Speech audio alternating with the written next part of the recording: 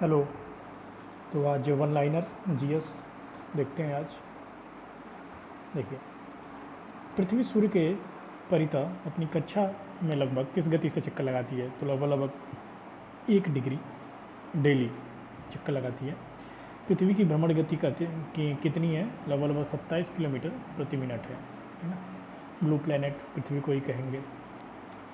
पृथ्वी सूर्य से अधिकतम दूरी पर होती है। पृथ्वी और सूर्य के बीच में अधिकतम दूरी होती है 4 जुलाई को। दिन और रात होने का कारण पृथ्वी का अपने अक्ष पर घूर्णन करना। सूर्य से पृथ्वी की दूरी कितनी है? ये एक खगोलीय एकक के बराबर है, जो कि है 149.6 मिलियन किलोमीटर।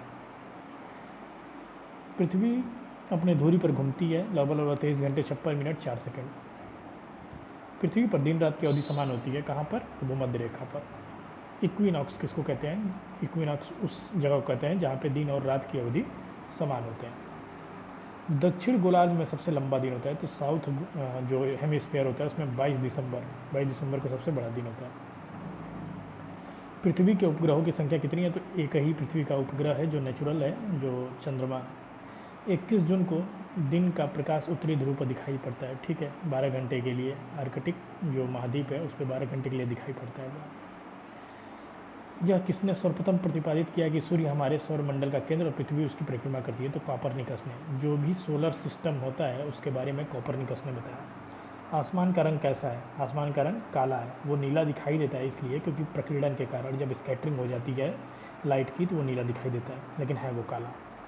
पृथ्वी की परिधि है 40,075 किलोमीटर। किस तिथि को उत्तरी गोलार्ध में सबसे लंबा दिन कहते हैं? उत्तरी गोलार्ध में सबसे लंबा दिन 21 जून को होता है। 21 जून को सबसे ज़्यादा दिन लंबा दिन होता है, बड़ा दिन होता है। किस तिथि को उत्तरी गोलार्ध में सबसे छोटा दिन होता है? छोटा दिन 22 दिसंबर को होता है ना। रात इस दिन सबसे लंबी होती है उत्तरी ध्रुव की। ध्रुवों पर दिन की अवधि कितनी होती है? तो ध्रुवों पर 6 महीने दिन और 6 महीने रात होती है। पृथ्वी का ध्रुवीय व्यास किसके विश्वतीय व्यास से कितना कम है? पृथ्वी का ध्रुवीय व्यास उसके विश्वतीय व्यास से कितना कम है? तो 43 किलोमीटर। जैसे पृथ्वी का जो ध्रुव पृथ्वी है, एक बिंदु से दूसरे बिंदु ध्रुव पर जाने पर जो व्यास होगा और जो इक्वेटर है यहाँ से यहाँ तक आने में जो व्यास होगा, दोनों के बीच में जो अंतर है 43 किलोमीटर की है। पृथ्वी का विषुवतीय व्यास लगभग है, तो व्यास जो है 12,750 किलोमीटर है, और यहाँ वाला जो ध्रुव का व्यास है उससे 43 किलोमीटर कम होगा, इससे 12,750 से। पृथ्वी को उसकी काल्पनिक अक्ष पर घूमने को क्या कहते हैं? तो घूर्णन कहते हैं।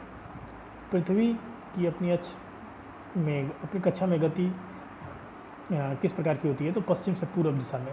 पृथ्वी तथा सूर्य के मध्य सर्वाधिक दूरी होती है अपसौर। अपसौर वो दिन है जहाँ पूरे सूर्य और पृथ्वी ज़्यादा दूर पे होते हैं। ये दिन आता है जनवरी में, 3 जनवरी को। ऋतुएं होती हैं जो सारी पृथ्वी के चारों तरफ पृथ्वी के परिक्रमण के कारण। किसने कहा कि पृथ्वी गोल है? अरिस्टोटल ने। तो इस तरीके के ये ऐसे ही वन लाइनर देखने के लिए सब्सक्राइब कीजिए, और मैं उम्मीद करता हूँ आपको पसंद आया होगा और आपको ज़रूर देखने को मिलेगा और अच्छी अच्छी चीज़ें। धन्यवाद।